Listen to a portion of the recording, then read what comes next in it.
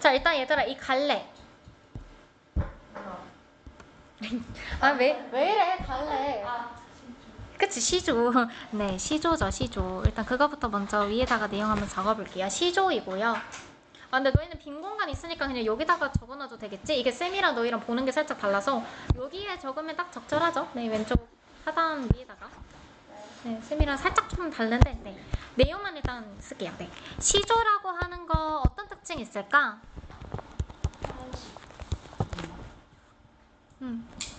뭐 3장 6구 45자 내외이고 종장의 차전부는 3음절로 시작하는 건데 이거 너무 기본적인 내용이니까 이제 안 쓸 거야. 아, 네, 안 써도 되죠? 네. 자, 근데 얘들아, 시조 중에서 이 작품은 어떤 시조에 해당될까? 형식에 따른 구분을 해본다면? 평시조에 해당이 되죠? 네. 평시조. 그러니까 평시조라고 하는 거는 우리가 형식으로 구분했을 때 시조의 종류 중에서 평시조에 속한다고 알고 있으면 돼요. 형식을 기준으로 했을 때 이 시조의 갈래가 어떻게 구분되니? 평시조, 연시조, 사설시조. 형식에 따른 구분에서는 평시조라고 명칭이 되겠죠. 그리고 또 고시조라고도 당연히 하겠지. 무슨 뜻일까, 고시조가? 그치? 옛날 시조. 그치? 괜히 막 이런 거 나왔을 때 헷갈려서 틀릴까봐 최대한 기본적인 기초적인 개념부터 좀 다시 설명을 좀 해보려고요. 또 평시조라고 할 수도 있고 고시조라고 할 수도 있죠. 그럼 얘들아, 이 작품만의 특징으로 볼 거야. 일단 평시조긴 하거든. 일단 평시조의 일반적인 향유층은 누구일까요? 그치? 사대부 계층, 양반 계층이라고 우리가 이해할 수 있죠. 사대부 계층. 이제 양반이라는 표현 안 쓰고 사대부라는 좀 더 고급진 표현으로 바꿔서 이제 쓰려고 해요. 사대부 계층에 이제 향유층이 속하는데요. 이 작품의 향유층은 좀 달라.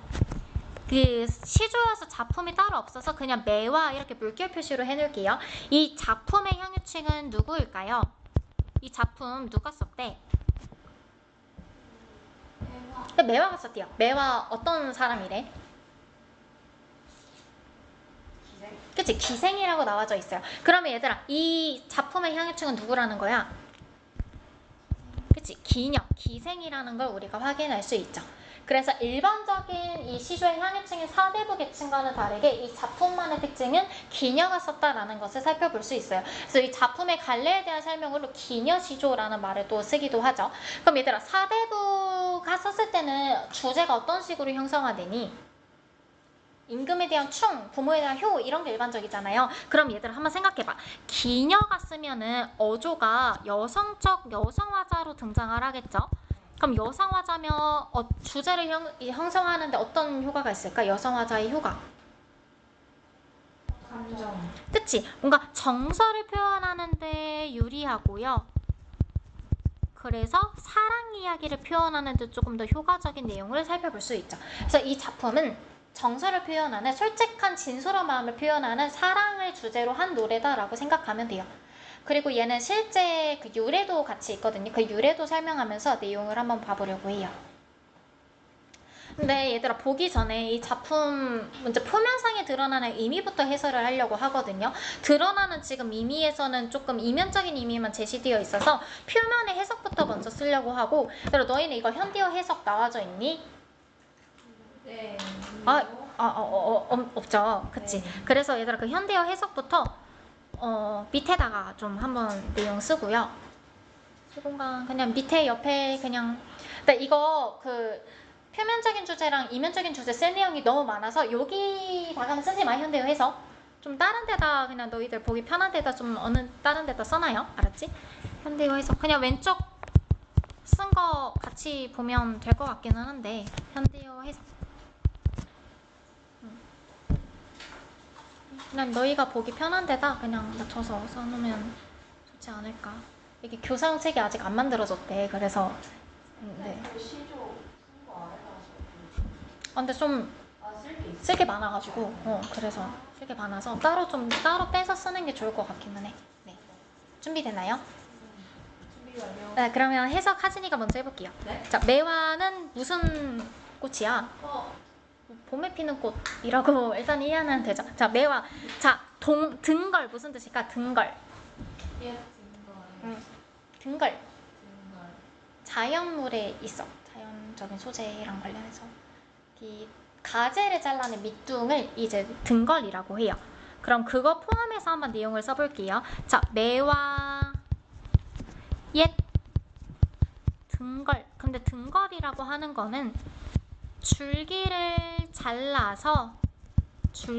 잘라낸 나무의 밑동을 얘기해요.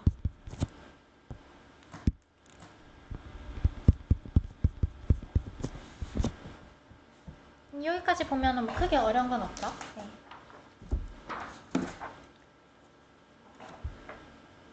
뒤에 해석은 그냥 쭉 보면 되잖아. 매와 옛 등걸에 봄철이 돌아오니 그냥 이렇게 맞춰서 써주면 되겠죠. 여기까지는 괜찮은가요? 크게 어려운 내용 없지, 그치? 그냥 자연에 대한 묘사. 계절적인 배경은 언제인가요? 그치? 봄 이런 거 생각해보면 되잖아. 중장 해석 한번 체린이가 해볼까요? 예삐던 가지에 핌죽도 하다마는 무슨 뜻일까? 옛날에 피던 가지에. 그치?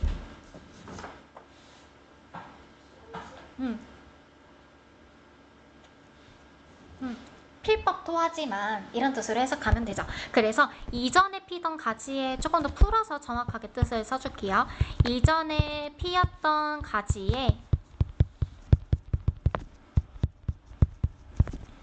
또 매화가 필 만도 하지만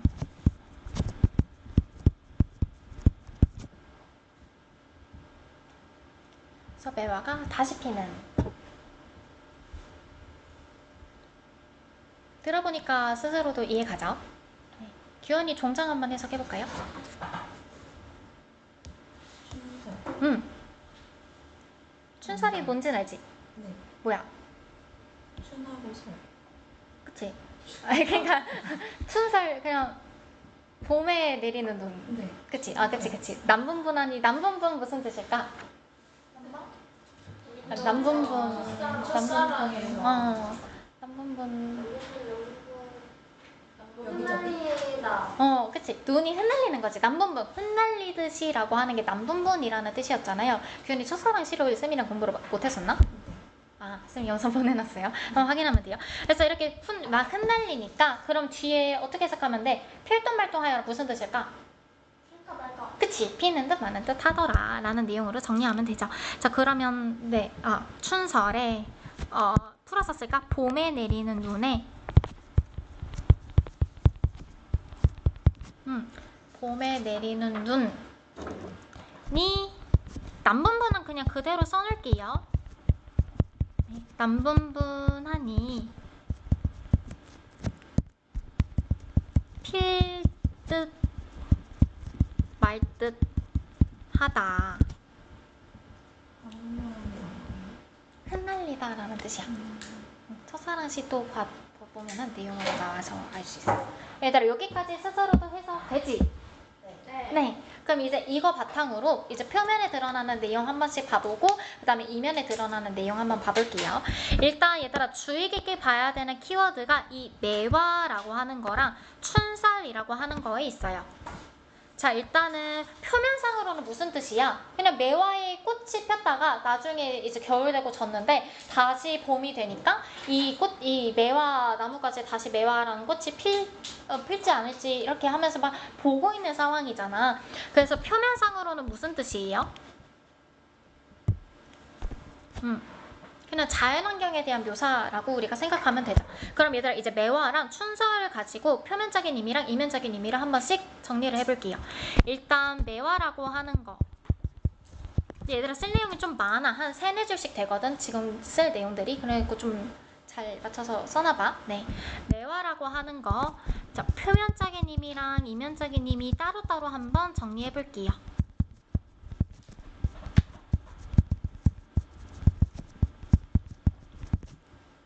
매화가 표면적인 의미로는 우리가 어떻게 해석할 수 있을까? 그냥 꽃, 그치? 꽃.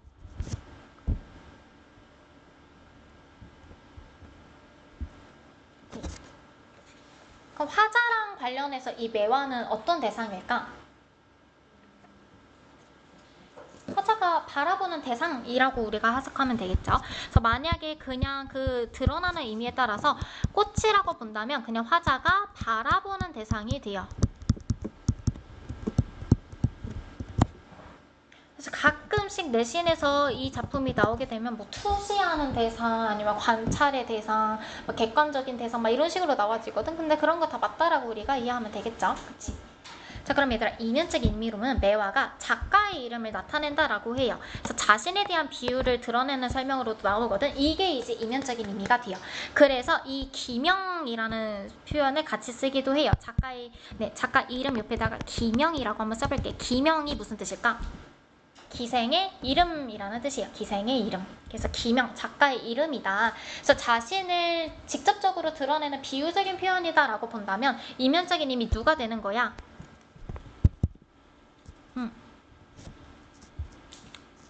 그치? 그래서 자신, 기생에 대한 비유라고 그대로 적어두면 되죠. 기생에 대한 비유. 그럼 여기까지 괜찮니? 네. 그러면 얘들아, 매화의 가지잖아. 등걸이라고 하면은 가지라고 생각하면 돼요. 그럼 매화의 가지. 매화가 나야. 그러면 매화, 나의 가지는 뭐겠어? 나의 가지도 나의 거잖아. 그러니까 여기서 말하는 옛 등걸도 늙은 기생을 뜻해요. 즉, 자기 자신을 뜻한다라고 우리가 이해할 수 있겠지. 여기까지도 자연스럽게 해석되나요? 매화의 가지고 매화가 나니까 나의 가지니까 이 가지, 등걸도 마찬가지로 자기 자신을 의미한다라고 생각하면 돼요. 이게 유래가 있어. 실제로 이제 내가 평양 감사랑 막 예전에 사랑을 했었는데 매화가 이제 갑자기 이 사랑하는 님이 떠났다가 다시 돌아올 때 춘설이라는 젊은 기생을 데리고 온 거야. 그래서 그것 때문에 임에 대한 원망을 드러내는 이 작품을 쓴 유래가 있거든요. 그래서 그 유래에 따라 해석하면은 봄철이 돌아오니라는 거 이면적인 의미로 우리가 어떻게 해석할 수 있을까? 다시 님이 돌아오니, 내가 사랑했던 사람이 돌아오니 정도로 해석하면 되겠죠. 그래서 봄철이 돌아오니 밑줄쳐고요. 이게 이면적인 의미, 그래서 자기 자신으로 해석을 한다면 봄철이 돌아오니라고 하는 것은 사랑하는 이미 돌아오니라고 우리가 해석할 수 있겠죠. 사랑하는 임, 여기서는 평양 감사를 뜻해요. 이게 실제 그 유래에 따른 내용으로 봤을 때, 그래서 사랑하는 이미 돌아오니라고 우리가 해석하면 되겠죠. 여기까지 괜찮을까요? 좀 재밌잖아 이제. 그치? 진짜 재미없다고? 어떡해. 여기도 봐볼게요. 그럼 얘들아, 여기서 뒤에 중장 한번 봐볼게요. 옛 피던 가지에, 그럼 옛 피던 가지에 무슨 뜻일까? 옛날에 피던 가지에는 꽃이 폈을 거잖아. 그럼 옛날에 피던 가지는 사랑을 했었던 시기를 얘기하는 거죠. 그래서 옛 피던 가지라고 하는 것은 사랑했던 시기라고 우리가 이해할 수 있어요. 사랑했던 시기. 스스로도 해석이 되면 너무 좋은데. 네. 자, 그러면 피험직도 하다면 밑에 해석으로 바로 나와져 있지. 사랑하는 이가 자신을 찾아올 듯도 하다 하지만 이렇게 해석되는 거 이해 가나요? 사랑하는 이가 자신을 찾아올 듯도 하지만 그냥 그 밑에 나와 있는 해설로 이해하면 되니까. 수민아 좀 내용이 다른가? 네. 이거까지 같이 써줄 수 있을까요? 뭐라고 써있니 너희는? 꽃이 피기를 인과의 재회를 기대함. 그치. 근데 이 표현도 똑같이 호응하는 표현이니까. 그래서 사랑하는 이가 자신을 찾아올 듯도 하다 혹은 사랑하는 대상과의 재회 막 이런 식으로 해석하면 되죠. 재회. 나와 있는 거 그대로 내용으로 이해해도 돼요. 너희 책은 있는데 쌤 책이 아직 없어서 조금씩 다르긴 한데 제재가 틀리진 않으니까. 네. 춘설이라고 하는 거는 봄에 내리는 눈을 얘기하는 거잖아요. 그럼 춘설이라고 하는 거는 꽃이 피는 것을 방해하는 거지. 그래서 춘설 또 맞춰서 한번 적어볼게요. 춘설 표면적인 의미라고 한번 해석을 해볼까? 자, 표면적인 의미로는 어떻게 해석이 돼요? 그치? 봄눈. 그러면 무엇을 방해하는 거야? 그치? 꽃의 개화를 방해하는 장애물이 되죠. 그럼 만약에 이면적인 의미로 하면 우리가 어떻게 해석할 수 있을까? 그래서 나와 나와 있긴 해요. 다른 기생으로 해석할 수도 있고요. 왜냐면 실제로 춘설이라는 젊은 기생을 데려왔다는 일화가 있잖아. 그래서 그 유래에 따라서 춘설은 실제 그 다른 젊은 기생이라고 우리가 해석할 수 있어요. 정확하게는 젊은 기생으로 할 수 있겠지. 젊은 기생. 여기까지 괜찮나요? 왜 그냥 기생인 거예요? 그 일화에서 젊은 기생 데려왔다 그래서 젊은 기생으로 해석이 되고요. 다른 여자 데려왔는데 나보다 나이가 많으면 살짝 이야기의 흐름이 좀 깨지죠. 옛날에 그런 느낌에서. 네. 그리고 얘들아 눈이면은 어때? 예뻐요. 하얗죠. 하얘. 눈 하얘. 예쁘기도 한데 여기서 하얘요. 그럼 얘들아 늙은 거랑 관련해서 하얗다라는 거 한번 연관지어서 생각해봐. 그치, 머리가 하얗게 생겨. 그래서 자신의 백발로 설명되어지기도 해요.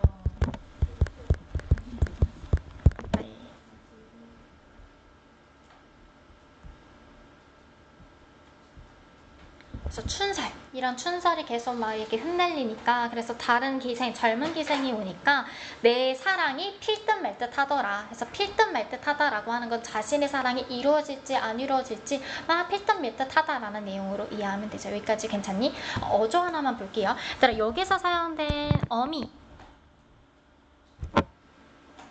보통 막 청형어미, 명령어미 이런 거 많잖아. 여기서는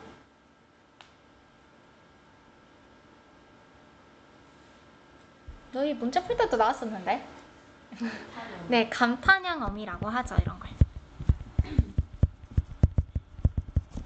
그래서 뭐뭐 하는구나, 뭐뭐 하여라, 막 이런 식으로 감탄을 나타내는 어미, 감탄형 어미를 사용하고 있어요. 여기까지 그러면 괜찮니? 네. 감탄형 어미 사용해가지고 시적 화자의 정서를 조금 더 효과적으로 나타내겠죠. 그럼 화자의 정서는 어떨까?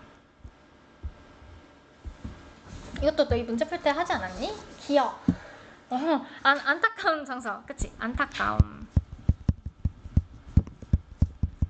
혹은 한탄.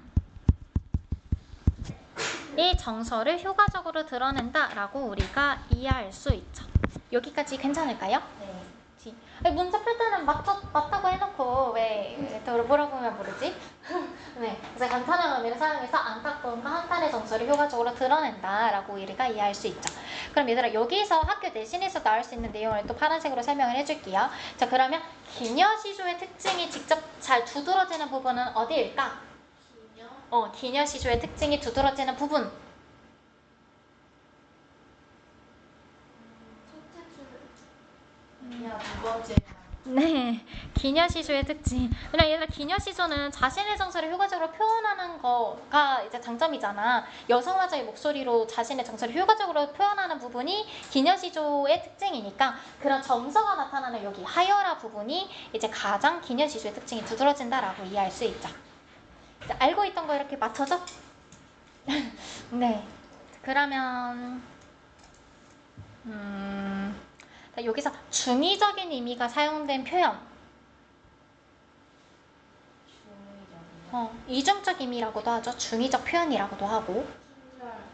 그치, 춘설도 그렇고 매화도 그렇고. 그래서 얘들아 이렇게 표면적 의미랑 이면적 의미가 두드러져 있는 거를 우리가 중의성이라는 표현을 사용해서 제시하곤 해요. 그래서 이렇게 표면적인 의미와 이면적인 의미가 한 가지 단어에 여러 가지 의미가 구성되어 있는 것을 중의성이라고 표현을 하지. 그러면 괜찮은가요? 그래서 이중적 의미 이런 표현으로도 우리가 나온다는 거 내신 공부할 때도 많이 봤으니까 괜찮죠. 중의성, 이중적인 표현 이런 거, 이중적인 의미 이렇게 같이 관련해서 나오는 거.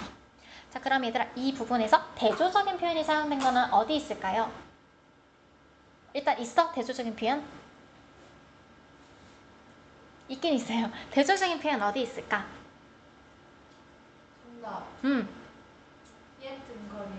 춘설. 그치? 옛 등거리랑 충설이 서로 대조적이다라고 우리가 분석도 할 수 있지. 근데 대조적인 거는 표면에 안 드러나. 의미를 분석해야지 늙은 기생과 젊은 기생으로 우리가 대조적인 표현이다라는 것을 찾아낼 수 있잖아요. 그래서 의미를 정확하게 분석했을 때 대조적인 표현도 찾을 수 있다라는 것을 알아두면 좋겠죠. 그래서 대조. 그래서 이렇게 기녀시조에 대한 특징, 중의성과 관련된 내용, 그리고 대조적인 표현 이렇게 세 가지를 조금 더 심화해서 알아두면 좋습니다. 여기까지 괜찮은가요? 혹시 더 궁금한 거 있는 사람? 그러면 이제 이거랑 관련해서 3번 문제 바로 좀 넘겨서 봐보려고 해요. 네, 너희 문제 풀었던 것 중에서 3번. 이제 이거랑 관련해서 했을 때 해석이 달라지는 지점이 있어서 그거를 좀 보려고 해요. 그냥 여기까지 궁금한 거 더 있니? 괜찮아요? 네, 3번. 얘들아 3번에 이거 보기 내용은 이해는 가? 일단 내용으로 볼게요. 네, 자, 시간은 하루, 한 달, 1년 등을 단위로 반복적으로 순환하는 한편 과거, 현재, 미래는 순차적 연속적으로 이어지며 한 번 흘러간 시간을 되돌릴 수 없다는 불가역성을 갖는다라는 얘기가 해요. 그래서 얘들아 여기서 우리가 중요하게 기억해야 될 키워드는 시간의식이라는 표현이에요. 시간의식. 시간의식이라고 하는 거는 뭐래? 앞에 나와져 있죠. 한 번 흘러간 시간은 되돌릴 수 없다. 그래서 시간은 되돌릴 수 없다는 불가역성. 그래서 시간과 관련된 불가역성, 되돌릴 수 없다는 시간과 관련된 불가역성이 시간이식이라는 표현으로 문학적 개념으로 보통 나와요. 근데 뒤에까지 읽으면 이게 정확하게 무슨 말인지 더 이해할 수 있어. 보니까요. 이와 같은 시간에 대하여 인간이 의식하는 방식 및 그에 대한 태도를 가리킨다. 그래서 시간이식은 뭐랑 관련되어 있대? 그에 대한 태도. 그래서 과거에서는 어떻게 생각했는지, 현재 지금은 어떻게 생각하는지, 미래에는 어떤 기대가 있는지, 그게 화자가 이제 생각하는 그 시점에 따라서 내용이 달라진다라는 얘기를 해요. 그럼 우리가 방금 봤던 작품을 가지고 과거에는 무슨 생각하겠어? 화자 과거에 대해서는? 좋았던 추억으로 생각을 하겠죠. 현재에 대해서는 어떻게 생각을 하겠어? 젊은 기생이 와서 내가 사랑하는 힘을 뺏어갔다. 그래서 임에 대한 원망으로 해석을 하겠지. 그럼 미래에서는 어떻게 해석하겠어? 미래에 다시 만날 수 있을지 모른다, 두려움, 불안감 이런 걸로 해석이 될 거잖아요. 그래서 그런 해석대로 시간이식을 우리가 살펴볼 수 있어요. 이 말 이해가? 그치? 근데 얘들아 이 지문에서는 그 내용에서는 어떤 시제로 사용되고 있어? 과거, 현재, 미래 중에 작품에서는 그치? 현재로 사용되고 있죠? 여기까지 괜찮아? 그치? 그래서 이 작품은 이제 시제랑 관련해서 뒤에 보이죠? 서정시에서는 시간을 알려준 어휘나 문법적인 표제인 시제를 단서로 하여 나타낸다라고 하는데 이제 가 작품에서는 그러니까 우리가 봤던 작품에서는 현재형으로 나타내고 있어요.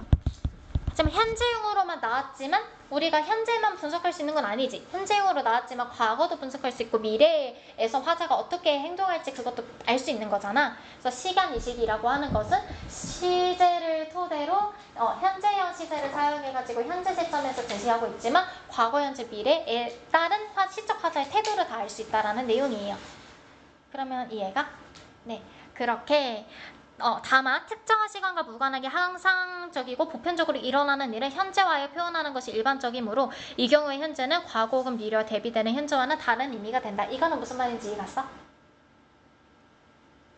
이게 이제 쌤이 얘기했던 설명이에요. 지금 현재만 얘기하고 있지만 현재만 알 수 있는 게 아니라 현재를 바탕으로 다른 시점까지 알 수 있다라는 내용이 이 설명이었던 거야. 그러면 괜찮아? 그럼 다시 기회를 줄 테니까 풀면은 좀 오래 걸려서 쌤이 답을 일단 알려줄게요. 네, 일단 얘들아 5번이 답이었거든요. 사실 얘는 나에서 현재에 대한 부정적 태도가 미래에 대한 긍정적 인식으로 전환되지 않아. 작품을 한번 분석을 하는 거를 좀 도와줘 볼까요? 네, 얘들아 나랑 다시 간단하게만 분석할게. 막 다 할 필요는 없으니까. 네, 자 일단 얘들아 녹양 뜻이 뭘까? 외웠었어. 외웠었어. 녹양방초. 맞아. 해서 외웠었어. 무슨 뜻이야? 녹양방초. 까먹었나? 네, 버드나무라는 뜻이었죠. 들으면 기억나? 천만사는 너무 쉽다. 천만사. 한자를 잘 봐봐. 이 정도는 읽을 수 있지 않아? 너무 쌤이 너무 높이 봤나요? 천만사. 천개, 만개. 하나에 천개. 숫자.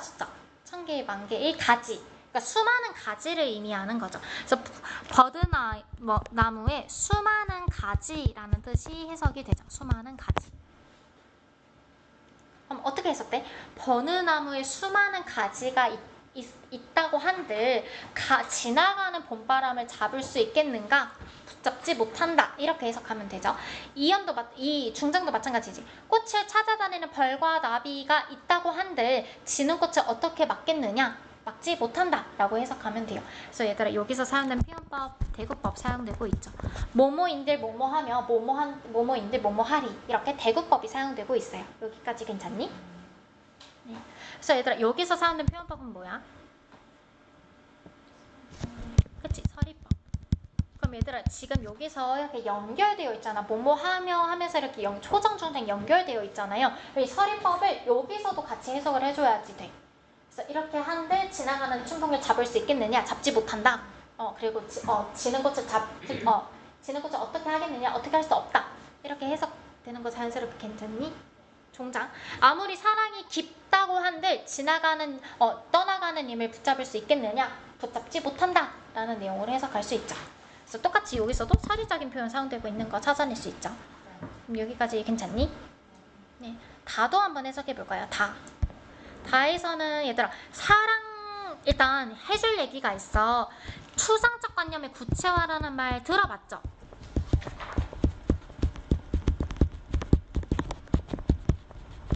쓰다 보니 좀 길어졌네요. 너희는 쓸 공간이 있겠지? 네. 추상적 관념의 구체화가 무슨 뜻이야? 그치? 심상과 관련해서 쌤이 한번 얘기했었잖아. 그래서 사랑이라고 하는 거는 추상적이니까 얘들아 그래서 남자친구한테 너 나 사랑해? 라고 물어볼 때 이걸 사랑해? 라고 해주면 좋긴 한데 조금 더 이렇게 가시적으로 보여야지 돼. 사랑이라고 하는 건 추상적이기 때문에 뭔가를 이렇게 시각적으로 보여준다거나 아니면 뭔가 청각적으로 이렇게 사랑한다는 이렇게 들려준다거나 향수 같은 거 선물해주면서 이렇게 향기를 느끼게 후각적으로 알려준다거나 얘기해보니까 다 선물적인데요. 아무튼 그런 식으로 이렇게 추상적인 걸 다 구체화한단 말이야. 그럼 여기서 추상적인 건 뭐야? 이 다 작품에서 그치? 사랑이 추상적이잖아요. 그럼 이거를 어떻게 구체화하고 있는지를 이해해보면 돼. 일단 얘들아 여기서 나오는 사랑, 초장에서 나오는 사랑은 어떤 사랑일까?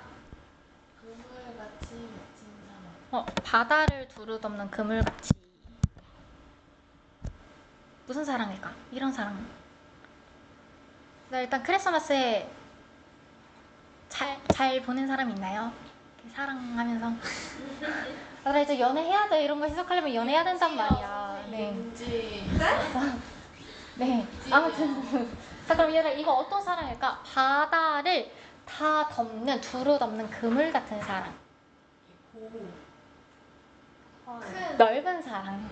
그치? 이제 바다같이 넓은 사랑. 그러니까 다 수용할 수 있는 이 사람이 어떻든 간에 이 사람을 다 내가 감당할 수 있는 다 그만큼 마음이 넓은 사랑이라고 우리가 이해할 수 있겠지. 어떤 사랑인지 이해가? 네. 쌤 아직 이런 사랑 안 해봐서 아마 부모가 되면 이런 사랑 할 수 있지 않을까? 자식이 어떻게 하든 다 이렇게 감싸줄 수 있는 바다 같은 넓은 사랑. 자 중장도 볼게요. 얘들아 중장은 어떤 사랑일까?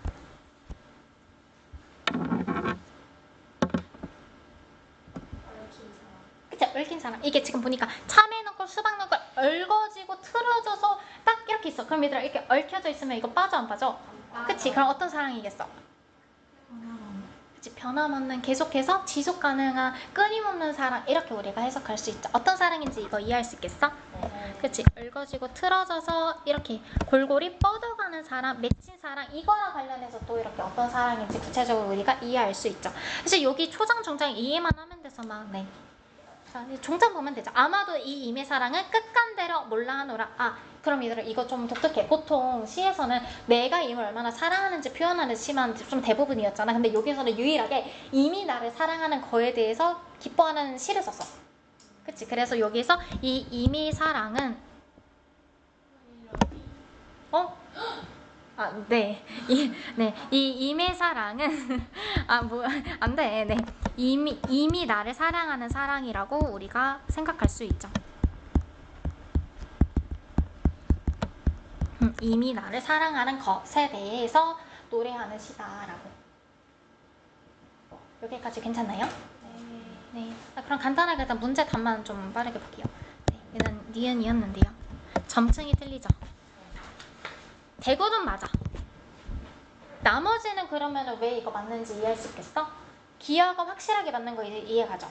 네. 디귿도 이거 가시적, 비가시적 무슨 뜻인지 이제 이해가지? 네. 비가시적인 것은 그치, 추상적인 것, 가시적인 것은 뭐 구체적인 것.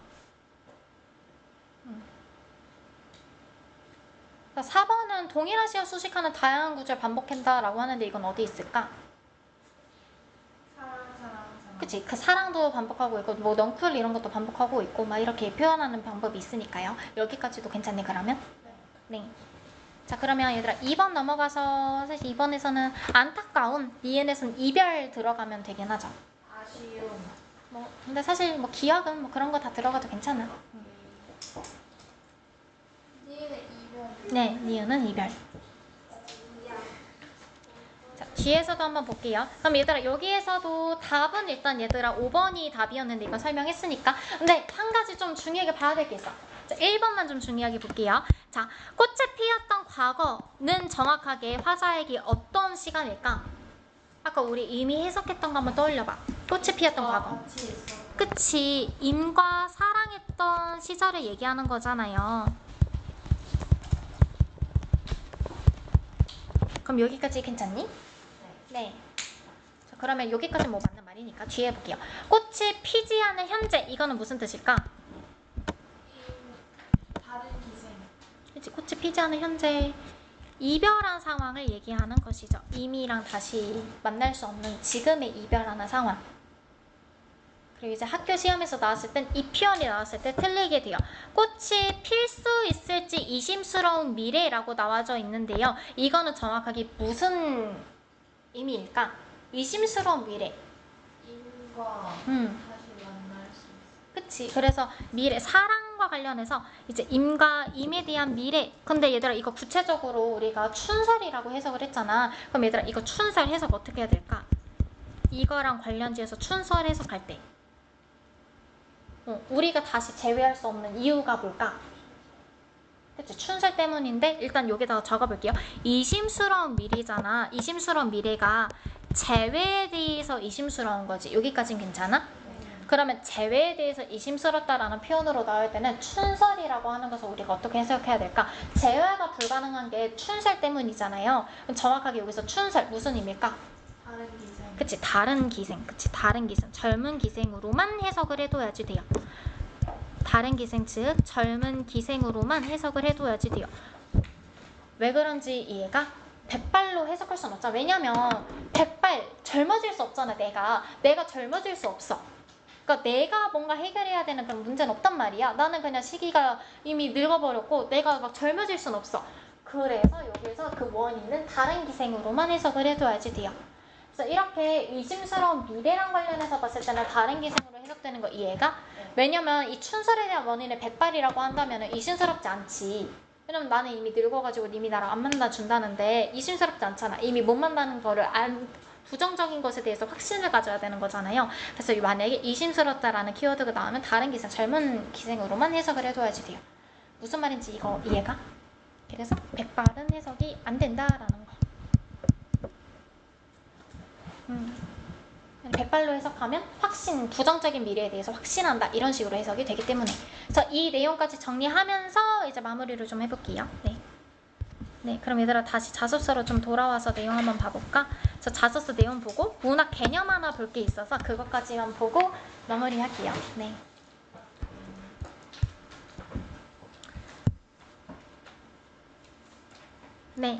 네네. 그럼 얘들아 이 표면적 의미랑 관련해서 쓸까? 이렇게 본문으로 해석해서 의심스러운 미래라고 나올 수 있는 거 이해할 수 있겠어?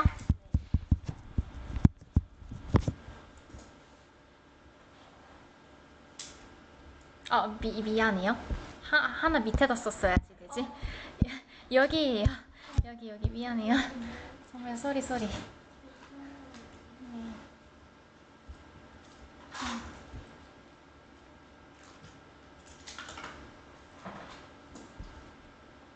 자신의 백발로 해석하면 이 미래에 대해서 어떻게 해석해야 될까? 나는 젊어질 수 없잖아. 이미 만약에 나랑 헤어지는 원인이 나의 백발이 내가 늙은 것 때문이라면? 염색한다고? 옛날에 염색이 어딨어. 다시는 만날 수 없죠. 그냥 미래에 대한 확신으로 끝나겠지. 미래에 대한 확신.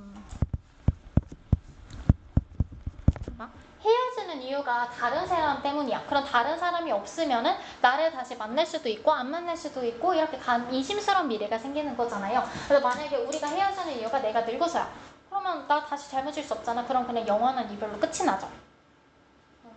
그래서 이런 식으로 해석이 된다라는 거. 학교 내신에서는 이런 기출된 내용을 가지고 이렇게 적용해서 나오는 거기 때문에 이런 것까지 연관해서 사고의 확장을 할 수 있겠죠? 여기까지 괜찮니? 질문 있는 사람 없으면 쌤 문학적 개념 설명하고 좀 마무리하게. 여기까지 괜찮아요? 네. 일단 공부를 한번 해야지 본인이 뭘 모르는지도 확인하니까 네, 한씩 복습해서 오고요. 얘들아 그럼 학습지 줬던 거 맨 앞에 이것만 한번 봐볼게요. 그래서 막 크게 설명할 건 없기는 한데 혹시나 몰라서도 틀릴까봐 네. 일단 정서의 개념부터 한 번씩 봐볼게요. 자, 일반적으로 사람의 마음에 일어나는 뭐 여러 가지 정서 이런 것들 얘기한다는데요. 정서라고 하는 것은 시적 대상이나 상황에 따른 화자의 태도가 반영된다라는 것을 잘 알고 있어야지 돼요. 그래서 가끔씩 모의고사 문제를 간단하게 푼다고 하더라도 이 시적 화자의 정서를 고르시오라고 할 때 우리가 시적 화자의 태도를 무조건 찾아줘야 돼요. 정서는 태도랑 관련되어 있기 때문에 정서를 찾으시오, 태도를 찾으시오라고 했을 때 다 관련되어 있다라고 생각하고 찾아줘야 돼. 뭐 감정은 네, 알 거고요. 정서의 특징 볼게요. 자, 일단 서정시는 다른 갈래에 비해서 화자의 정서가 핵심적인 내용이 되는 갈래이며 정서는 곧 주제가 된다. 그래서 그러면서 탄 작품 안에는 여러 가지 정서가 공존할 수 있어요. 그래서 이거 선지에서 어떤 식으로 보통 나올까요? 시상 전개에 따른 시적 화자의 정서가 변화된다. 이런 표현으로 많이 사용되고 있죠. 전환은 안 돼. 어떤 게 계기가 드러나야 전환인 거잖아. 하지만 그냥 변화, 단순히 바뀌는 것 정도면은 공존한다라는 표현을 변화된다라는 내용이랑 관련해서 많이 다뤄지곤 하죠. 이렇게 보니까 좀 더 정확하게 이해가? 네. 자, 그 중에서 지배적인 정서가 있을 수는 있어요. 그래서 우리 서경별곡 했었던 거 다시 떠올려 보면은 이제 1연, 2연, 3연 시상 전개되면서 화자의 정서 변화되잖아. 즉 화자의 정서가 공존하는 거지. 근데 그 중에서 지배적인 정서는 있죠. 그런 내용으로 우리가 이해하고 있으면 되지. 자, 화자의 정서는 주로 태도나 어조를 통해서 드러나기 때문에 어조를 타두면 그 정서를 찾을 수 있어요. 그래서 우리가 막 여기서는 뭐 서리적인 표현을 사용해서 화자의 한탄을 제시한다. 여기서는 서리적인 표현을 사용해서 화자의 뭐 긍정적인 정서를 제시한다. 막 이런 게 나오잖아. 그래서 이게 표현법이 꼭 그 특정 정서를 표현하는 게 아니야. 서리법이라고 막 무조건 부정적인 정서 이게 아니잖아. 그래서 우리가 태도랑 관련해서 어조를 찾을 때는 내용이랑 관련해서 찾아줘야지 돼요. 내용. 이거 이해할 수 있겠어? 감탄형 어미를 사용해서 여기에선 어떤 정서를 나타내요? 한탄, 안타까움 이런 정서를 나타내잖아. 근데 다른 작품에서는 감탄형 어미를 사용해서 정말 황홀한 감정, 막 이런 긍정적인 정서를 드러낼 수도 있지. 그래서 이게 정확한 내용이랑 관련해서 그 의미를 찾아야 된다는 것을 생각해야지 돼요. 이것도 괜찮나요? 뒤에는 네. 소재는 좀 넘어가고요. 네. 얘들아, 이미지만 볼게요. 이미지. 얘들아 심상 뭔지 알지? 심상. 시 복습했나 좀 물어볼게요. 시각적 심상이 주된 심상이었잖아. 첫사랑. 청각적 심상 사용된 거 뭐 했었니? 첫사랑에서요? 응. 첫사랑이 뭐야? 너 안 하지? 서거서거. 사각사각. 서각서각은 써는 거잖아. 칼로 자르는 거잖아. 여기서 싸그라싸그락과 관련된 사각사각 이게 이제 그랬어. 네 했었죠. 네, 뭐 남문문 이게 이제 시각적 심상이었고 들었던 사람들 중에 촉각적 심상 여기 사용되고 있거든. 왔던 사람 말고 처음 보는 사람만 한번 시켜볼게. 윤지야 여기서 촉각적 심상 한번 찾아봐. 촉각.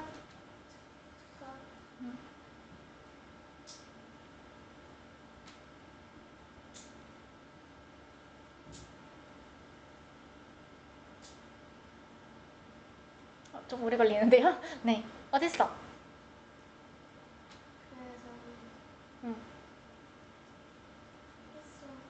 했어. 맞아. 햇솜 같은 마음. 왜냐면 솜이 따뜻하잖아. 그래서 따뜻한 마음으로 해석된단 말이야. 그래서 햇솜 같은 마음도 있고요. 규현아 또 어디 있을까? 여기에서 또 하나 있어. 그치. 그래서 이런 거 이제 설명했던 영상이 있으니까 쌤 올려줬어. 그래서 한 번씩 책도 줬으니까 한 번씩 확인해서 가져오고요. 그런 식으로 우리가 심상을 찾을 수 있었던 거란 말이야. 근데 얘들아, 우리가 기본적인 내용 말고 조금 더 고등학교 수준에 맞는 내용 한번 볼게요. 너희 이런 말 들어보지 않았어? 공감각적 심상? 네. 이거랑 구문에서 좀 나오는 게 복합심상이죠. 자, 공감각적 심상이랑 복합심상은 어떤 차이가 있을까?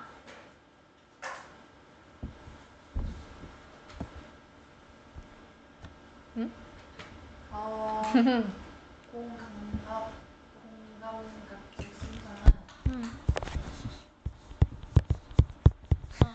감각의 전이라는 표현과 관련해서 많이 다뤄지죠. 공감각적 심사는 중1 때 나오는 개념이거든. 그래서 고등학교 모의고사 같은 데서 이제 보게 되면은 감각의 전이라는 표현으로 바꿔서 써요. 그래서 같이 알아두면 되지. 그럼 예시로도 한번 알려줄게. 자, 예를 들어서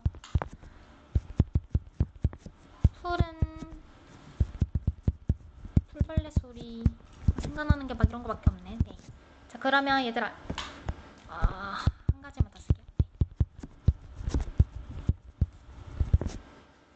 그럼 여기까지 만약에 예시라고 본다면 이거 심상 어떻게 우리가 확인할 수 있을까? 일단 발길로 참여 이전까지 끊어서 한번 내용으로 볼게요. 자, 풀은 무슨 심상이야? 시각. 네. 얘는 시각. 풀벌레 소리는요? 그치, 청각. 그럼 얘들아, 여기까지만 봤을 때 이거 시각의 청각할까? 청각의 시각할까? 자, 나는 시각의 청각하다라고 생각하는 사람. 저요. 또 없어? 슈퍼. 그럼 나는 청각의 시각하다라고 생각하는 사람. 손 안 든 사람은 뭘까요? 정답은 규현이는 틀렸어요. 네, 정답은 청각의 시각화예요. 청각의 시각화. 왜 그런지도 이해해줄게. 네, 일단 써놓고요. 청각의 시각화라고 일단 위에다 써놓고, 이게 감각이 주된 감각이 있고 그것이 어떻게 표현되는 감각으로 바뀌어지는 게 있단 말이야. 그럼 이게 풀벌레 소리가 푸르게 형상화된 거잖아. 푸른 게 풀벌레 소리고 형상화된 게 아니지. 주된 게 소리인 거잖아. 그래서 이제 청각의 시각화인데, 만약에 이걸 좀 찾기가 어려우면 문장으로 바꿔보면 편해. 그러면 푸른 게 풀벌레 소리다 이러는 게 자연스러워? 아니면 풀벌레 소리가 푸르다 이러는 게 자연스러워? 그치? 그래서 풀벌레 소리가 푸르다 해서 청각의 시각화, 이렇게 우리가 분석할 수 있어요. 그러면은 괜찮아? 네. 그러면 얘들아, 발길로 참여 이건 무슨 심상일까? 그치? 촉각. 그래서 얘는 청각의 시각화의 촉각화예요. 이렇게 3개가 나오는 경우도 있는데 이거 말고는 없어. C에서. 그래서 막 이런 거. 나머지는 화면으로 보고 한번 맞춰볼까요? 네. 안 써도 돼. 네, 이제 익숙하게 많이 볼 거니까. 자, 이거는 뭘까? 청각의 시각화. 그치? 금빛 기울음으로. 울음이 금빛이다. 청각의 시각화. 이런 걸로 이해하면 되죠. 그러면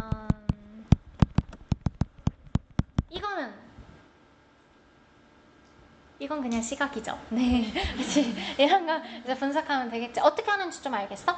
그래서 이렇게 공각과적 심상이라고 하는 거는 감각이 청각에서 시각으로 이렇게 전이가 나타나야 돼. 그럼 복합심상은 뭘까? 둘 다. 얘는 그냥 단순 나열이에요. 전이가 일어나지 않고 그냥 단순히 전이가 일어나지 않고 그냥 나열이야. 풀벌레 소리는 푸르고 울음은 금빛으로 이런 식으로 이렇게 나열된 거, 단순 나열된 것만 이제 그냥 복합심상이라고 하고요. 정확하게 감각의 전이 뭔지 알겠지? 모의고사 풀다 보면 많이 나오는 개념이니까 이제 좀 필수로 알아주면 좋고요. 그러면 이 작품, 우리 방금 봤던 작품 있잖아. 자, 다시 자습서의 내용 하나만 더 쓸게요. 자, 그럼 얘들아, 여기서 두드러지는 주심상. 그치? 시각적 심상이 주됐다라는 것도 우리가 확인할 수 있죠.